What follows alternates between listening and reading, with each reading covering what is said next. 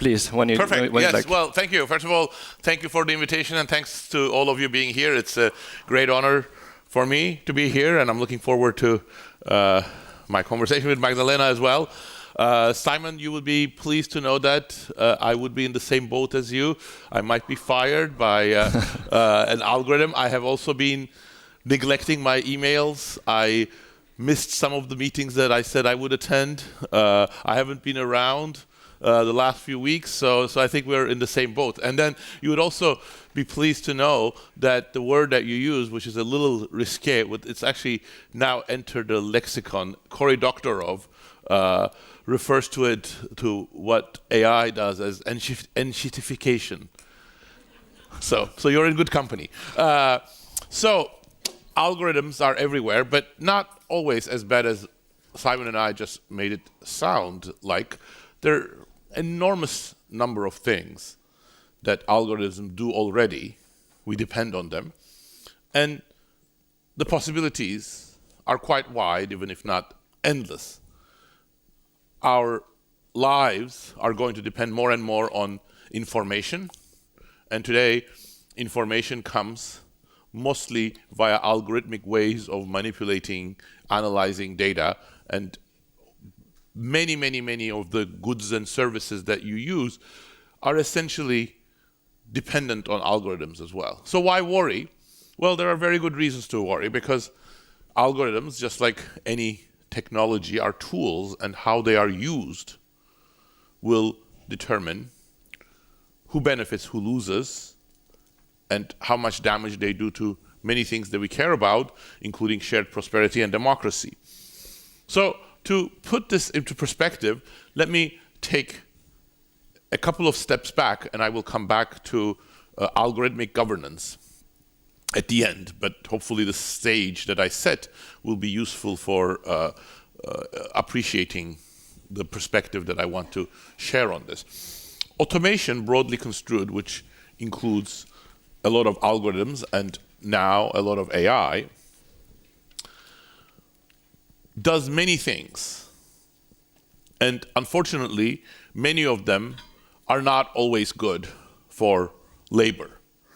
So automation, by its nature, is the substitution of capital, machinery, algorithms for tasks previously performed by labor, so which means that it partially sidelines labor. So you depend less on labor because fewer of the things that were essentially using labor now require labor. As a result, as long ago commented even by Karl Marx, who of course didn't see much of modern day automation, automation is bad for worker power. So that's true for organized and unorganized worker power, but I think in this room people care about organized labor power a lot, and that has a direct negative effect. It doesn't mean it's the end of labor movement, and I'm going to talk about that, but when companies think that they can get away without worker cooperation, without worker involvement, that of course is going to reduce the effective power of workers. The theory I have worked on a lot, and the evidence I have worked on a lot as well, is that automation is also bad for labor share, meaning that it reduces the share of value-added output that goes to labor because more stuff is done by capital. And even though there are some indirect effects, for example, you may need more workers doing the non-automated tasks, the sum total of these forces very generally reduces the labor share. So inequality, at least one dimension of inequality, is going to increase as a result of automation. What about wages? Well, the theory is quite ambiguous on that. It doesn't say that wages or employment should increase because of automation, even though automation is a technological change that expands our capabilities. In fact, even when automation increases productivity, it may reduce wages. And this is particularly so, and Simon already hinted at that, for what I refer to as socio-automation, meaning automation that doesn't really create very significant productivity benefits. So if you had workers doing customer calls and they were quite good at it, they understood the job, they were adaptable, and then now you put a cheap online automated system, that's not going to revolutionize a company's productivity. It may save a few bucks for the company. Sometimes it may actually make the company face costs that it did not anticipate. Sometimes it may reduce customer satisfaction. Sometimes it may enable the company to expand operations a little bit. But in all of these cases, it's so automation. It's not like a huge deal. But it is a huge deal for workers because now you're getting the sidelining, you're getting the workers losing tasks, and you don't have the productivity gains to make up for it.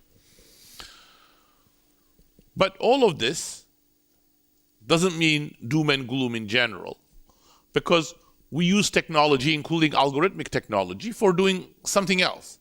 We could create, and we do sometimes create, new tasks for workers. Most of the things that workers do today, both in offices and in the shop floor, were tasks that did not exist, or they, even if they existed, such as machine operation, they were completely different with a very different set of machines and very different set of responsibilities. So the additional new, more sophisticated tasks were the outcome of technology being used, but in a somewhat more pro-worker way. And it's not just technology, it's the surrounding ecosystem, organizations, and choices. So a lot of the labor disputes everywhere around the world, including the United States, were often about training of workers for new machinery. That's essential for workers to be able to take on and perform productively new tasks. And of course, new tasks also depend on what firms do. For instance, when you introduce robots or numerically controlled and computer-controlled machinery for taking over certain welding tasks, do you take the welders and train them up to be inspectors or design workers or other technical occupations? So those are very much related to new tasks. And the reason why I am going through this is to underscore two very important points, in my opinion. One is that it is incorrect to think of algorithms, AI, and more broadly digital technologies as, by their nature, being biased against labor. They are opening up new possibilities. Some of them, such as automation, especially so-so automation, so especially excessive automation, would be quite bad for labor. But they could also be used for new tasks. And if that's the case, they need not be bad. In fact, they could be quite good, because new tasks could generate both greater production opportunities, greater wages, and more important essential roles for labor. Second, I want to emphasize that there is a very simple metric that we could sort of keep at the back of our minds when we think of the role of unions, for example, and the future of algorithms in this, is that this the balance between these new tasks and automation. If you overemphasize automation, that's going to be pretty bad for labor, and I would also add, not so good for productivity. But if you strike the right balance between automation and new tasks, it could actually turn out to be much better for labor and also much better for productivity. So then, within this framework, a natural question to ask is, A, what determines this balance between automation and new tasks? I'm not going to dwell too much on that, because I'm going to try to answer one part of that question in the context of my second topic, which is, I think, what many of you want to hear and think more about, which is what is the role of unions within this broad environment. But the only thing I want to point out in response to the first question of the balance between automation and new tasks is the following thing, which I would like you to keep at the back of your minds. It takes several to tango. If you want to create new tasks, you need the tech companies, wherever they are, and often in the United States, but some in Sweden, some in China, some in Canada, but the tech companies to create the technologies that enable new tasks. You need the producers, manufacturers, service providers, government, to want to use these technologies for new tasks. And you need broader pressures or help from other stakeholders, including the labor movement, for this to be true as well. So with that in mind, I want to come back. I want to spend a little bit more time on what does this all mean for the labor movement, and what does this all mean for the Swedish model, at least so far as I understand the Swedish model. I think pretty much everybody in this room has greater understanding, practice, and living memory of the Swedish model than I do. But I want to make a few points here, which I think are important. One is that if your view of unions is the following, and I know, and this is why Swedish model is so important, this is not typically the view of most Swedish workers or labor representatives. But if your view of the unions is more Anglo-Saxon, meaning that they negotiate wages and then they let the company to do the management, organization, technology choices, and everything else, which is sometimes called the right to manage model, then automation is pretty much the death knell of the labor movement. Why? Well, because we are at a point where the tech sector is creating a lot of automation opportunities. So now the labor movement is supposed to work for shared prosperity by negotiating higher wages. But that's being between a rock and a hard place. If you do ask for higher wages and get them, then that doubly increases the incentives of companies to use these automation technologies, because labor has become more expensive. So using automation technologies to sideline labor and economize on labor becomes all the more attractive. Or you don't negotiate for higher wages, but then what is your membership going to think of you? What's your role, and where are you? So that's a very bleak future for labor, or labor organizations in general. So in some sense, the right to manage model could work if firms very strongly depend on labor. But once you introduce this menu of automation, then it doesn't work. So is it really that bleak for the labor movement? No, I don't think so. In fact, not for what at least I understand to be the Swedish model or co-determination. Because if the labor movement's role is to negotiate both on wages and working conditions, training, organizations, and technology use, then we're in a different world. We're in a different world in two senses. One is that now the labor movement has greater power because they can try to negotiate for higher wages and actually let's not automate these tasks, or if you're going to automate these tasks, let's offer additional training and introduce new tasks.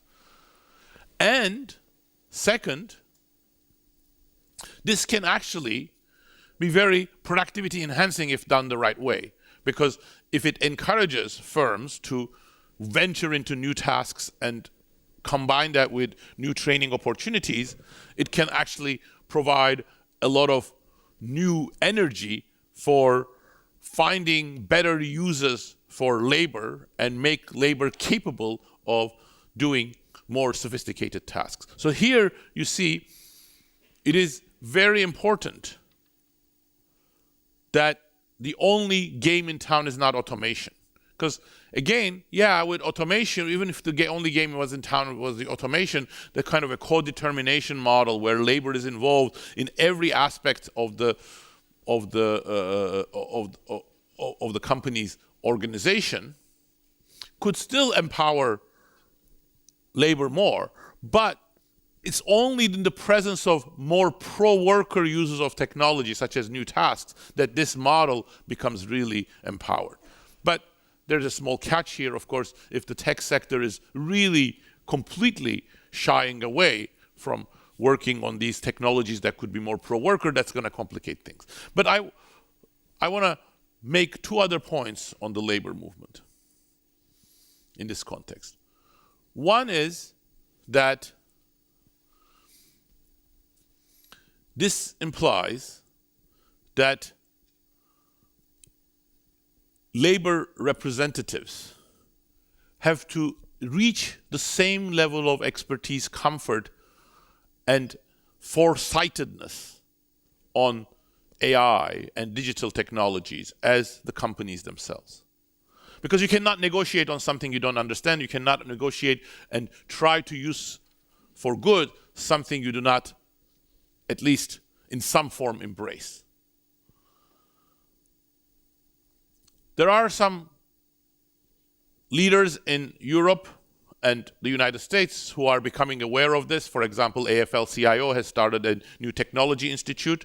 But I think broadly, the labor movement everywhere is behind on this.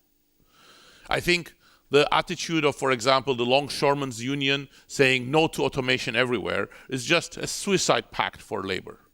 That is just not the way forward. Because if you say that, you can delay some things by 1 year, 2 years, perhaps 3 years, but automation is going to come. I can assure you it's going to come. So the only thing is that can we make sure that while that automation is being done, we do it in a better way for labor and in the side to get the training and the new tasks and other more pro-worker things. My second point is actually possibly even more uncomfortable. But at the end, I think both of these are an advantage for the Swedish model and co-determination relative to other models. The labor movement has to be much more in the business of finding compromises and win-win situations. And again, that's because of the preponderance of automation technologies. Meaning that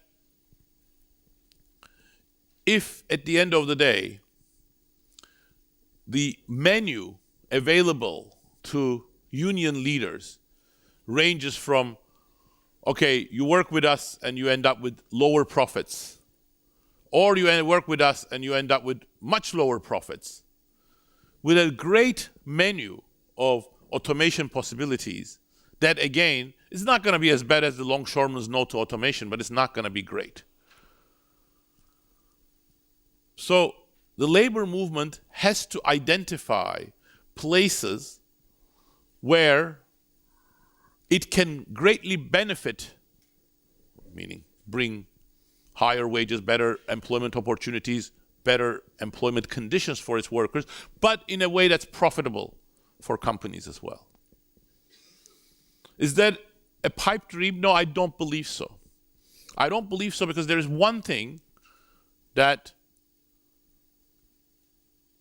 labor representatives and workers themselves know and companies don't know, which is actual work.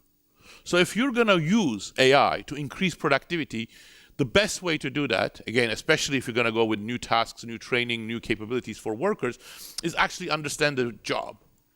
And who has that tacit knowledge? Workers themselves, and to some degree their supervisors and their labor representatives. Companies don't. That's why you have these string of disastrous technologies from Microsoft and Oracle and other companies, because they're trying to top-down engineer solutions for ground things that is not going to work very well most of the time.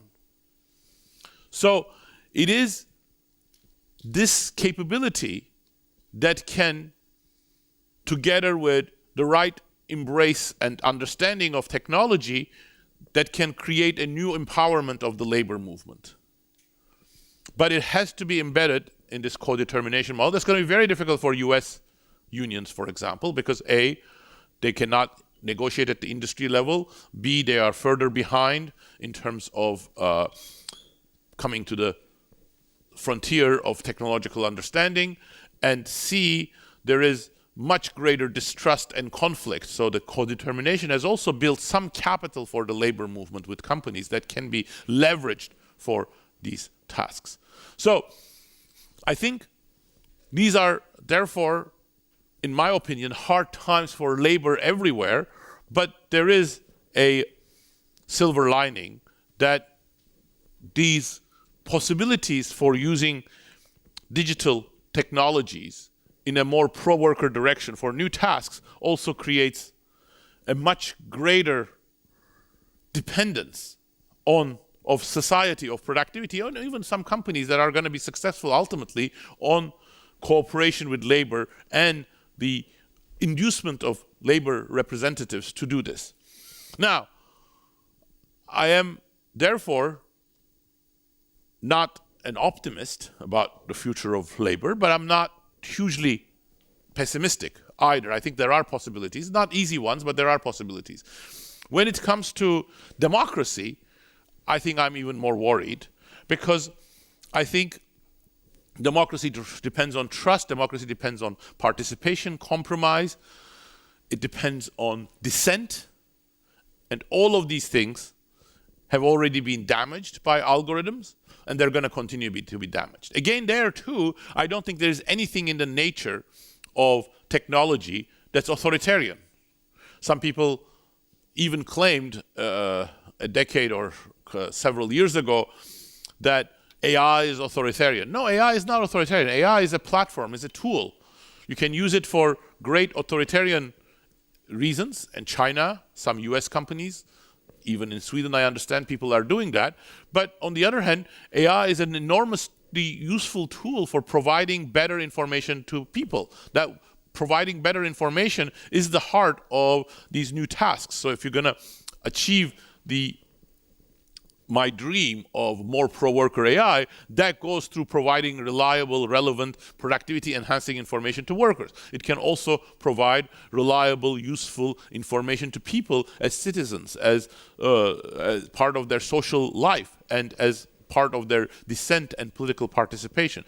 But here, the huge concentration of AI and algorithms in the hands of a few companies is even more of a problem.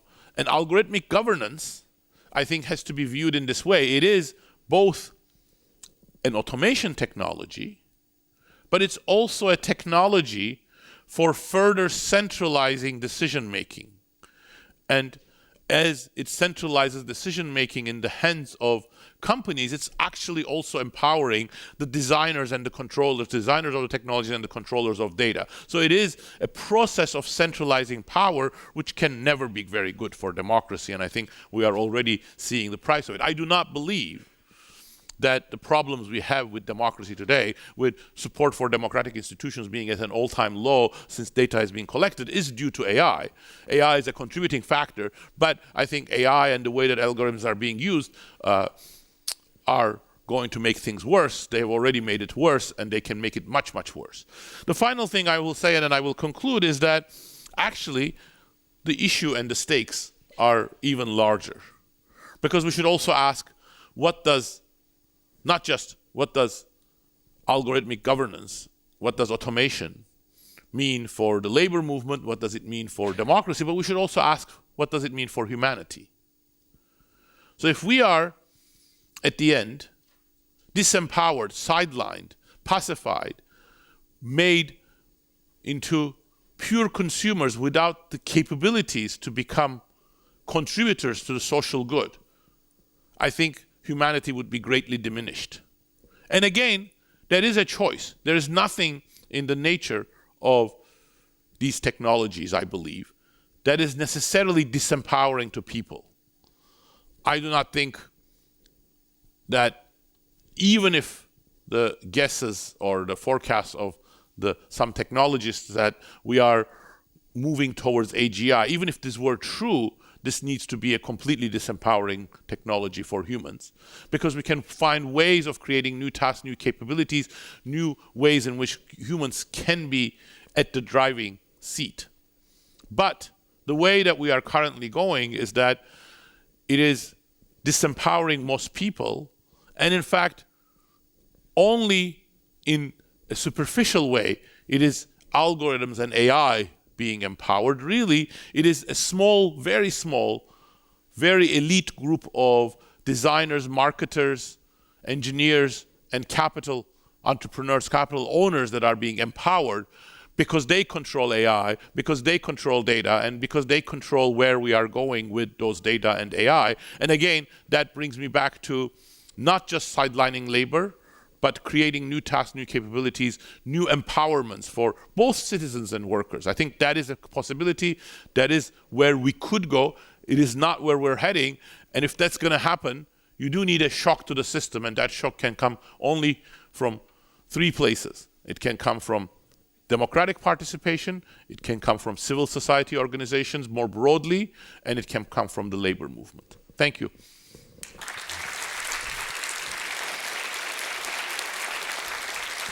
Thank you so much. And you can please have a seat, sir. And I welcome Magdalena Andersson. I go here? Okay. Please, on stage. Leader of the Social Democratic Party and also former Prime Minister. Please have a seat in the middle. And you have the floor now to for reactions, and also I think you have a question for Mr. Acemoglu. Please. Yes, thank you very much. And the first time I listened to you was actually 30 years ago. You had a seminar for PhD students at MIT. I was listening in, and you were talking about this, by then, rather new thing, the internet. And you said it was something we should use, which was this very new thing called the World Wide Web, WWW. It shows my age. And mine. But it was a good tip. And it was just as interesting listening to you today as it was 30 years ago. I think in Sweden, in general, we are rather relaxed about new technology, including automatization.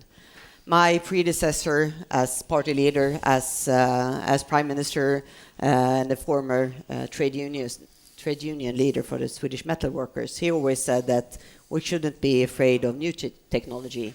We should be afraid of old technology. This is the only way for a small country like Sweden to stay competitive in a global world.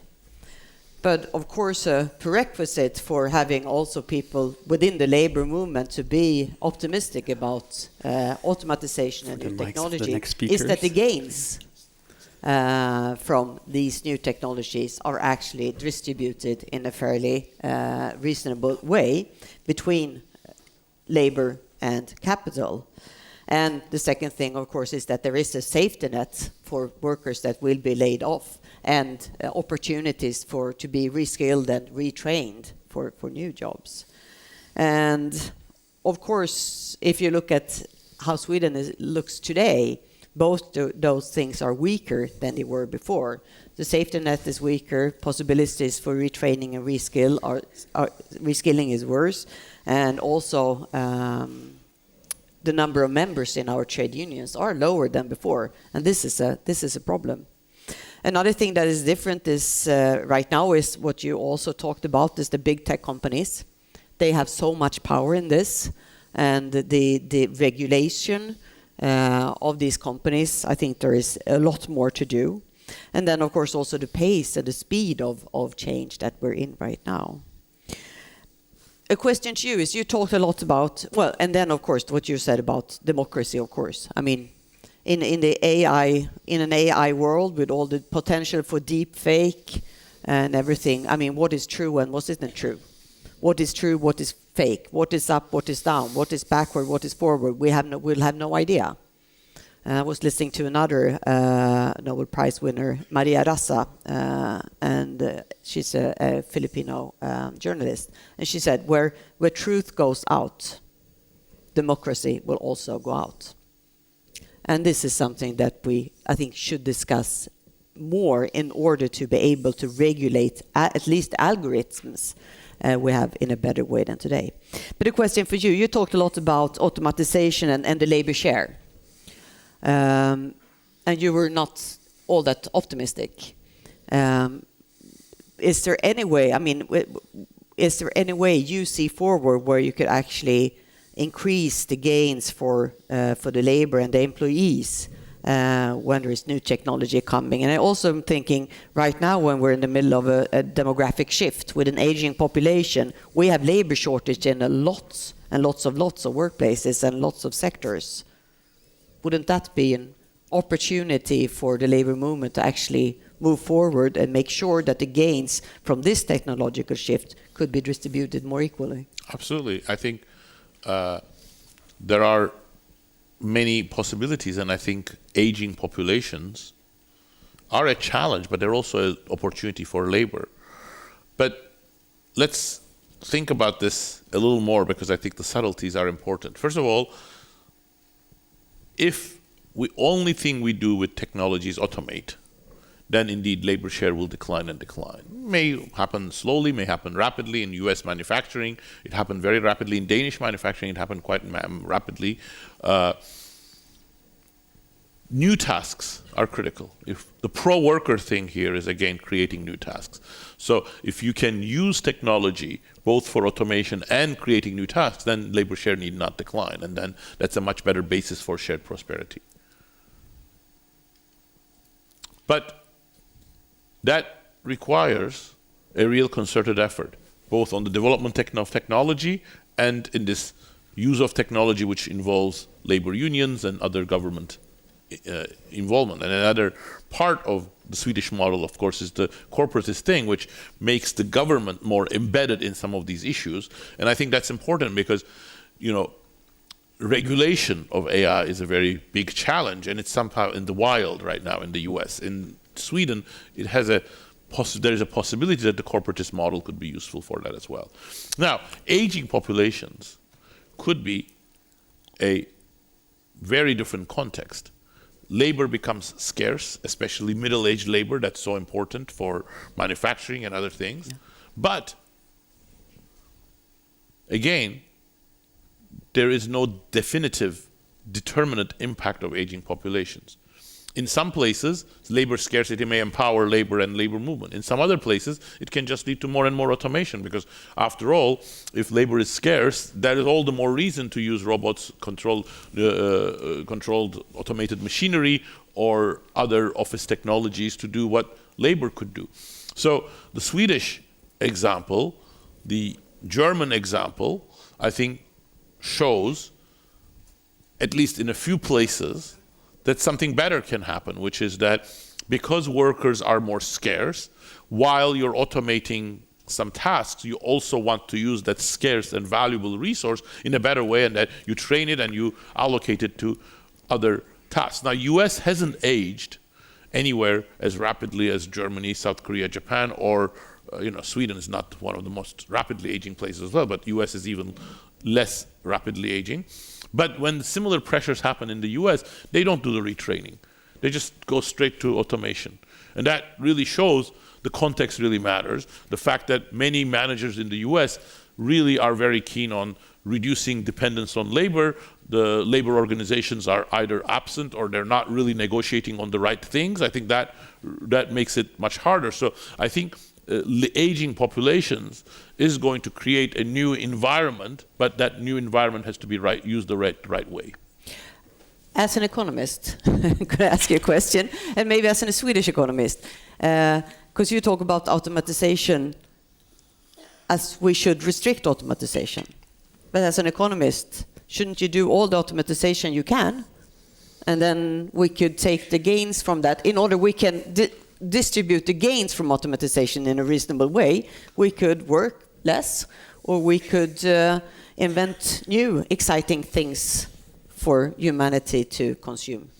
Actually, I do not advocate restricting automation.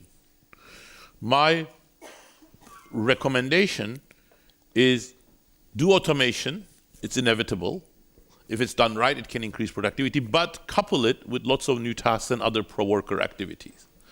If somehow you tie your hands and you cannot do those things, then we may need to think about restricting automation. But the ideal thing would be, no, let automation go ahead, so long as we don't excessively automate and we use our energy, our creative energy, our organizational resources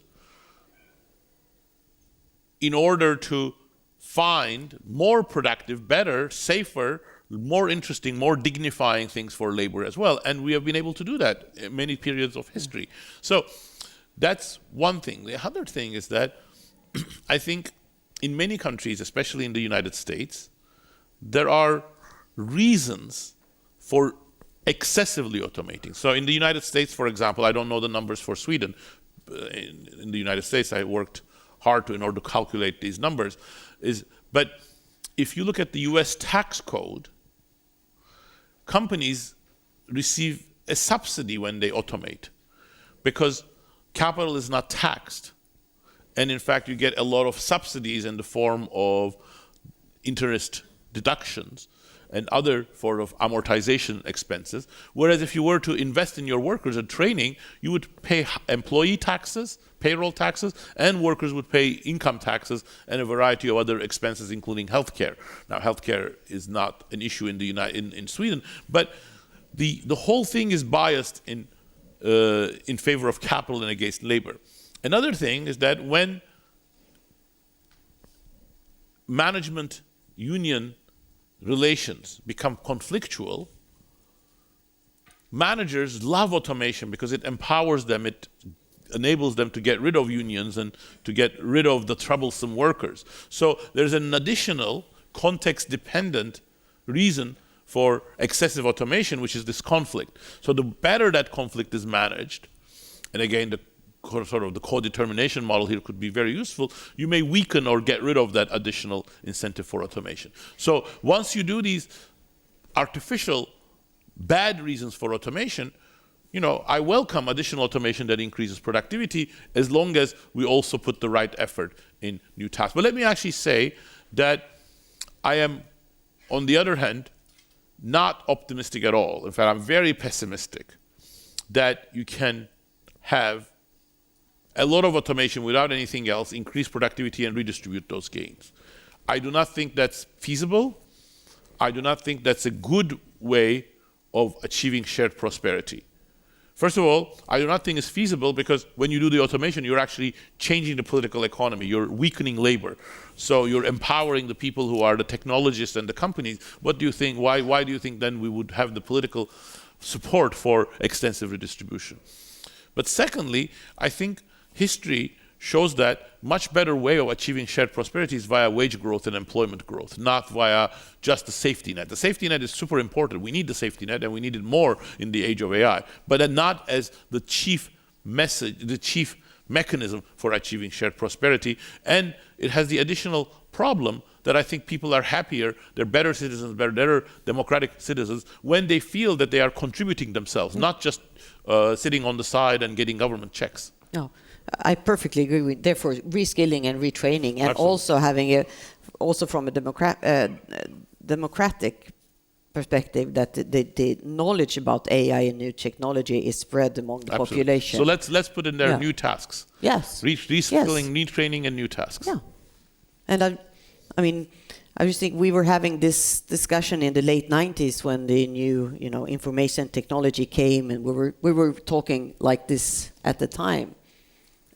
And then we spread the knowledge across the population, and then we have all this gaming industry in Sweden, and we invented Spotify and Skype and other things. But it didn't just come. It was actually thanks to very decisive politicians who made sure that we could spread the knowledge all around the population. So looking forward, Magdalena, you led the group drafting a new manifesto for the Social Democratic Party next year. And there you mentioned artificial intelligence several times. And it's the only party program I found who does it. And it's also the first time for the party. Can you tell us a bit more about this work as well? And it's also the latest party program. Yeah, it's arriving next year. Yes. Yeah, it's a draft. Sorry. To be honest, yes. No, of course, and of course, I mean, this is a big thing happening right now. So part of the party program, we're describing the development we see in the world and in Sweden right now. And of course, AI is part of it.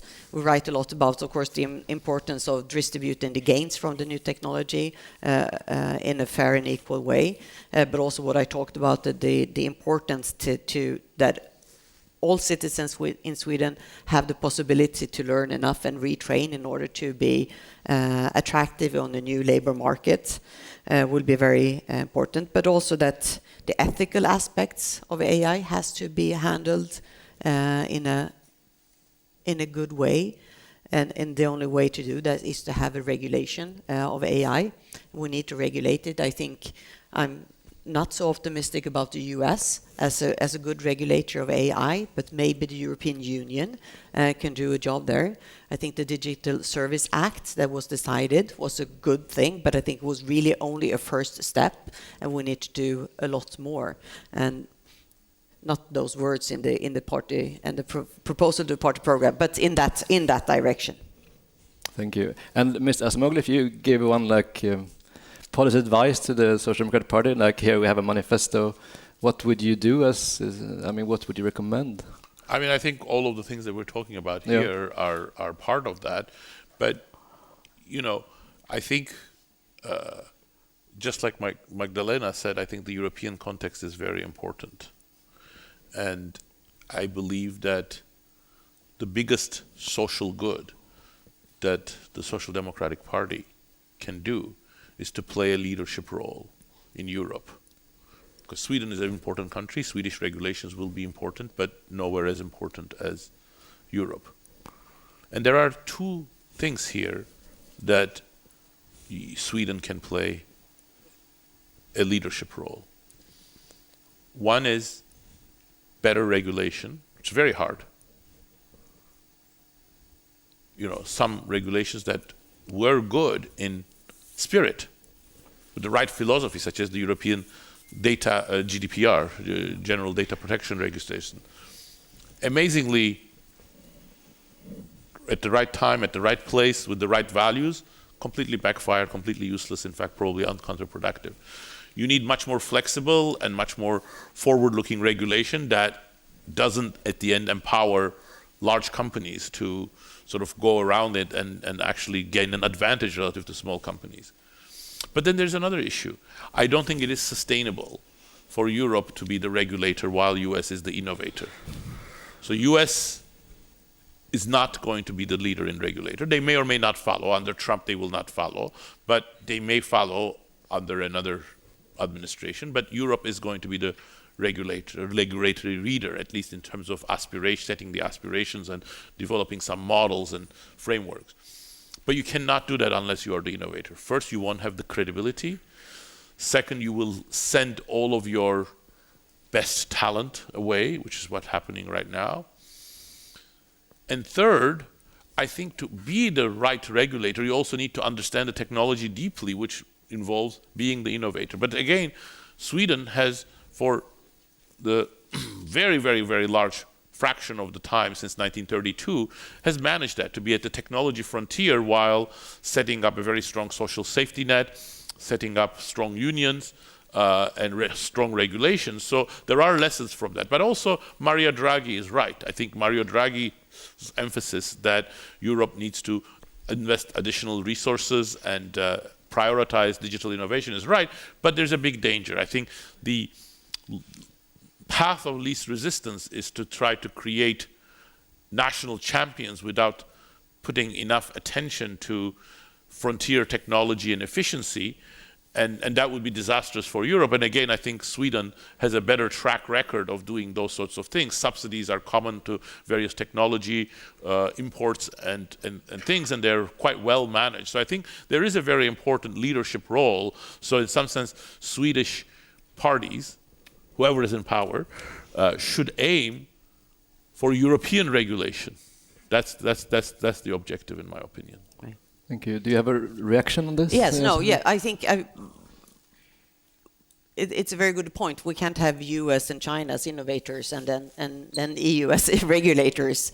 And that the fact that what Draghi is saying, that Europe is behind in many of the new technologies that we know will be the future, and we have to do much better work than we're doing. Then, of course, some of the solutions that Draghi is proposing is, from a Swedish perspective, they want us to pay for it. Which we and the Germans are sometimes a bit skeptical towards. A disproportionate part of it they want us to pay. But in general, yes, Europe has to do much better work when it comes to innovation in these areas, and I think Sweden has definitely a potential to be an important part of it. We are ahead in the technology. We do have lots of skills. We do have a history of having very innovative entrepreneurs. We do have a history of actually spreading knowledge to many people, a large part of the population, which is a very good base for an innovative economy. And I think that might be the last words for this panel. And thank you so much for coming, both of you. And a warm applause. Also, we're not giving flowers, they're hard to take on the flight home, but we have a big donation to the Solidarity Fund, which is a trade union fund for projects in the parts of the world. So that's from both of you. Thank you so much. More meaningful. Yes. Thank you.